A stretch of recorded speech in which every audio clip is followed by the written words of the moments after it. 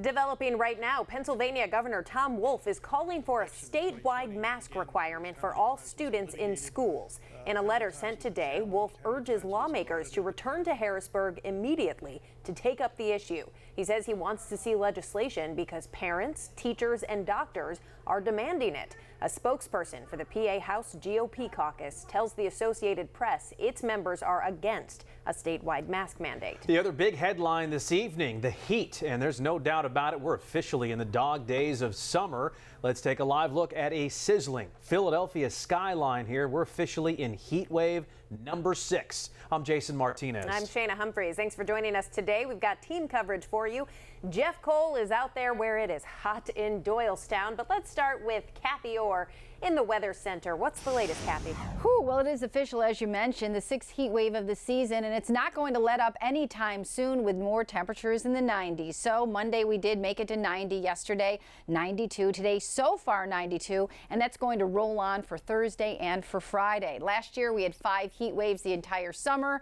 Well, guess what? 6 heat waves so far, and we could keep going. Down the shore, it's warm as well. You can see the haze. We do have a heat advisory in effect for tomorrow. Temperatures right now mainly in the 90s across a good part of the area, some upper 80s, and the humidity is going to continue to build. Down the shore, we're in the 80s as well, and that ocean water temperature at 74 degrees, a good place to beat the heat. Next 12 hours from the 90s to the 80s to the 70s, but by tomorrow, it is going to feel like it's close to 100 degrees. We'll talk more about that coming up with your 7-day forecast. All right, we'll see you in a bit, Kathy. And hello, Jeff Cole. How's Doylestown handling this heat?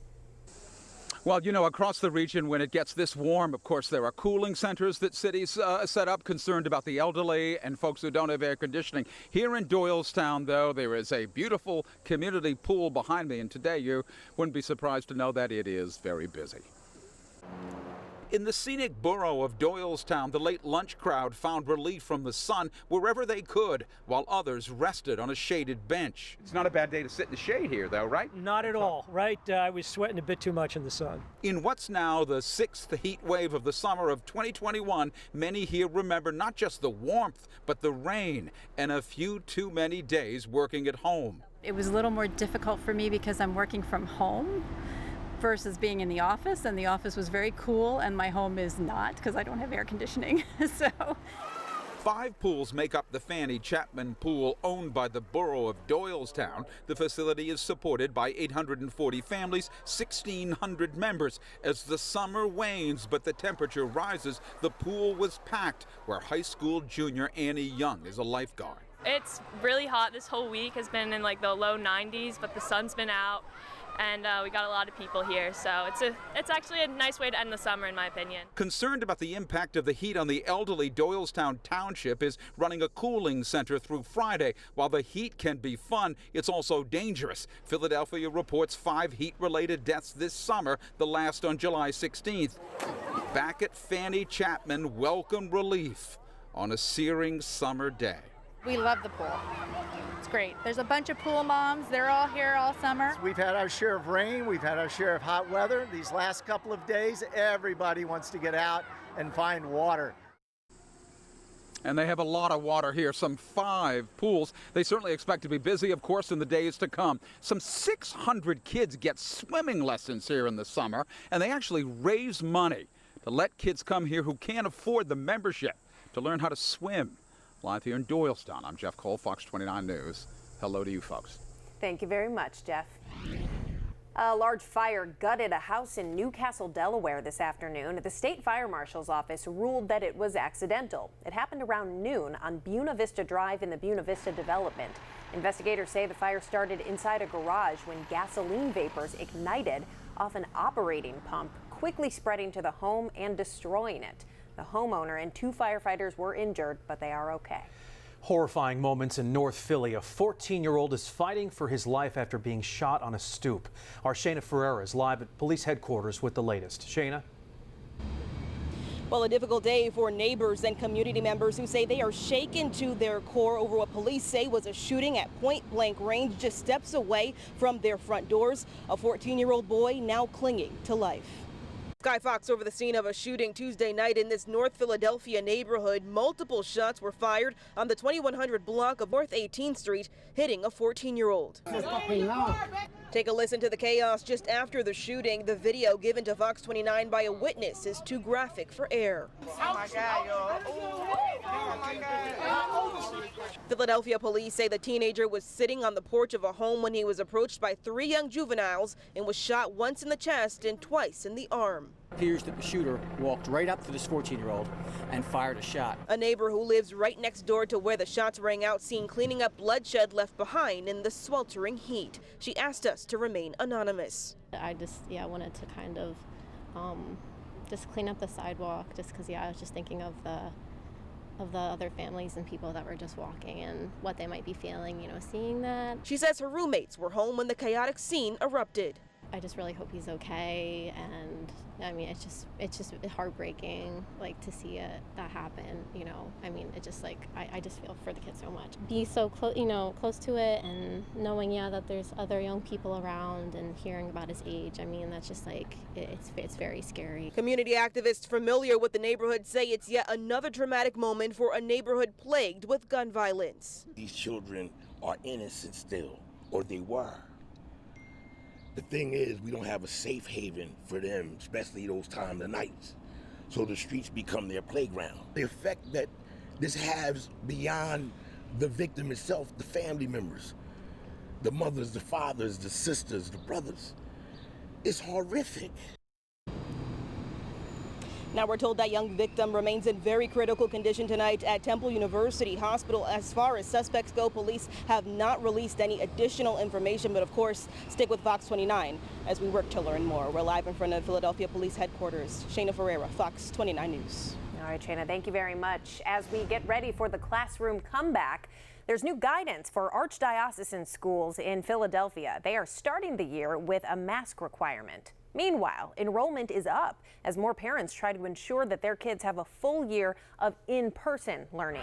Marcus Espinoza is live in Chestnut Hill with the details. Marcus. Hey, Shayna, this school here and really the Archdiocese Catholic schools throughout the area in Philadelphia has bucked the trend. They've gone in person since this pandemic started, and parents across the area have taken notice. For years, many Catholic schools in Philadelphia struggled with enrollments. Then something surprising happened. When COVID hit, interest in enrollments for schools like our Mother of Consolation Parish School actually went up because many Catholic schools never switched to remote learning. Parents are interested because we are in person 5 days a week, and their children, having to sit on Zoom for an entire year was really difficult for the children. That's especially true for students like 8th grader London Cooks. She says her mom brought her here as a new student just so she could have in-person learning. When we're on the computer, we can do more, be unfocused, but when we're in school, they're up close and can focus better. While in-person learning for this school year has the green light for Philly Catholic schools, the Archdiocese of Philadelphia announced this week masks will be required for all students and staff. School principal Patricia Sheets says based on current data, this is the best way to start the school year. Our major concern, we did so well with schools last year, is that we keep our little children safe and our younger ones who are not able to get vaccinated. The Archdiocese is also strongly recommending that all members of the Catholic community receive the COVID-19 vaccine. With 210 students about to begin school next month and several dozen students on a wait list to get in, Principal Sheets says she hopes the mask requirement won't be necessary for too long. I'm hoping in the fall we're going to closely monitor the situation. Yes. To drop the mask? Absolutely. Well, depending on the level of cases and then also depending on the vaccines. The principal there also told me that she will base her decision off the recommendation from the Archdiocese as well as the local guidelines within the city of Philadelphia as things change. And she says hopefully they can get through the Delta variant that is going on right now. But class is in session behind me starting just after Labor Day for these folks. Marcus Espinoza, thank you very much. Good to see you. So when Philadelphia students return to class next week, there will be a mask mandate for all and a vaccine mandate for teachers and staff. The school board voted unanimously last night on the additional mandate. More details will be shared soon with staff and school communities, but Philadelphia health officials are grateful this decision was made, especially since children under 12 still cannot receive the vaccine. Vaccines can also protect teachers and other school staff against infection and prevent them from inadvertently passing COVID infection on to the children in their care. Dr. Cheryl Bedigal, the acting Philadelphia Health Commissioner there, she also went on to say that it's not just about vaccines. Proper mask wearing and hand washing will also keep everyone safe. And a big boost for Johnson & Johnson. Coming up, promising news about the effectiveness of a second J&J dose. Dr. Mike is on call live for us. And as the crisis in Afghanistan continues, some refugees have arrived in the states, including New Jersey, and we'll take you there live. The University of Pennsylvania has released a report about the handling of human remains recovered from the 1985 MOVE bombing in Philadelphia. Unidentified and partial remains were sent to the Penn Museum and included in a 2019 online course at Princeton University. The report prepared by the Tucker Law Group says that while the anthropologists involved did not violate any ethical or legal standards, their actions demonstrated poor judgment and insensitivity. The remains were eventually identified and returned to the family this summer. The U.S. military is now sending troops outside of the Kabul airport to evacuate Americans and Afghan allies who are still stranded in Afghanistan. Tensions remain high at the airport, where U.S. officials say more than 10,000 people are still waiting to be evacuated. Meanwhile, as the Taliban consolidates control, the last remnants of the Afghan security forces are regrouping and vowing to resist the new government and start their own insurgency. Right now, we are the front line of the war. God willing, we have come here with all the forces to fight, and we will fight the Taliban. President Biden said yesterday that he has asked his national security team for contingency plans in case he does decide to extend the deadline after all. Many of the Afghan refugees will be temporarily housed at military bases across the U.S., including Joint Base McGuire-Dix Lakehurst in New Jersey. That's where Katie Byrne is live right now. What can you tell us, Katie? Hi, Shana. Well, we know that overnight the first group of Afghan evacuees arrived here at this military base in our area, Burlington County, New Jersey. And officials here at the base tell us they expect more to arrive throughout the day and in the coming days. Now, video of the airport in Kabul shows thousands of people desperate to leave the country. The State Department confirming today that more than 82,000 people have been flown out since August 14th. So just 11 days. It's a massive operation. And in the last day, 19,000 people were evacuated, with flights leaving Kabul every 39 minutes. Well, many of those evacuees are now heading to 4 different military bases across the country, like the one in New Jersey, but they're also heading to bases in Wisconsin, Virginia, and Texas. We might be looking at additional U.S. military installations here in the United States. Right now, we're working with 4 of them. Fort Lee, Fort McCoy, Fort Bliss, and Joint Base McGuire-Dix Lakehurst in New Jersey. Those are the 4 that are operating now. Now, a lot of people are wondering how many American citizens are still in Afghanistan. The State and Defense Department say numbers are fluid, and it's hard to really know an exact number because not every American is required to register that they are in Afghanistan, and some may choose to stay. I'm going to throw some numbers at you today. The State Department did say that about 4,500 American citizens and their families have been evacuated. They believe there are about 1,000 others still there that they've been aggressively trying to reach through texting, phone calls, and emails. They say about 500 of them have requested evacuation. We've been in direct contact with approximately 500 additional Americans and provided specific instructions on how to get to the airport safely. We'll update you regularly on our progress in getting these 500 American citizens out of Afghanistan. Now, President Biden said yesterday that the U.S. is on track to end its military involvement in Afghanistan by August 31st. So we expect to see or potentially hear U.S. military troops and their resources pull out of Afghanistan in less than a week. Live at the Joint Base McGuire-Dix Lakehurst, Katie Byrne, Fox 29 News. Thank you, Katie. Philadelphia corrections officers are demanding better working conditions. Dozens of protesters gathered this morning in Old City right in front of our Fox 29 studios. They claim a staffing shortage has led to dangerous conditions inside prisons for not only officers, but inmates as well. They also say mandatory overtime and being outnumbered by inmates has led to riots, and they want the city to do something. They're desperate to the point where they're asking retirees to come back to work. People who have served 20 to 30 years are now being asked to come back to work again for an extended period of time because the city of Philadelphia has failed to hire correctional officers. Now, we've reached out to the city for comment, but we have not heard back. Time to check in with your Fox 29 Weather Authority. This is a live look out at a roasting Reading. Do you like that? Yeah, that's good. Alliteration for you? No part of our area is getting a break today, and somehow, Scott, even hotter days are ahead. Is that right? Yeah, Shayna, I mean, this heat, it continues to build. It's that cumulative effect. But today it is official, our 6th heat wave of the season. High temperatures making it into the low 90s. Let's talk a little bit about the air quality. Of course, we're dealing with hazy sunshine across the Delaware Valley, and that air quality alert, that code orange concern, has been extended for tomorrow. So if you have asthma, bronchitis, upper respiratory disorders, limit your outdoor exposure because the heat can really take a toll on your body.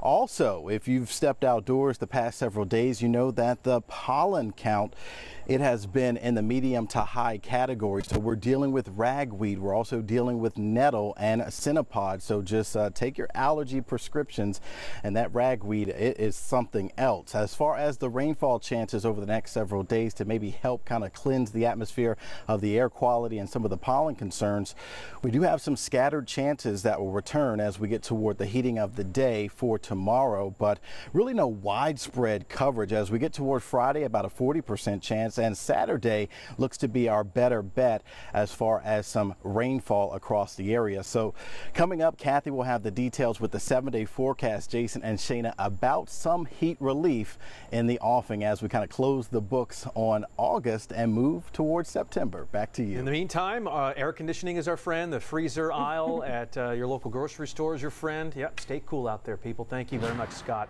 The Camden City School District hosted a community fun day today on this very hot day. Hey, they're not letting a little hot weather get them down. Yep, they hosted this fun day today. The event was held to give families a chance to get school supplies, COVID-19 vaccines, and state IDs, among other things. School officials wanted to make sure families had the opportunity to get the items they needed before school starts.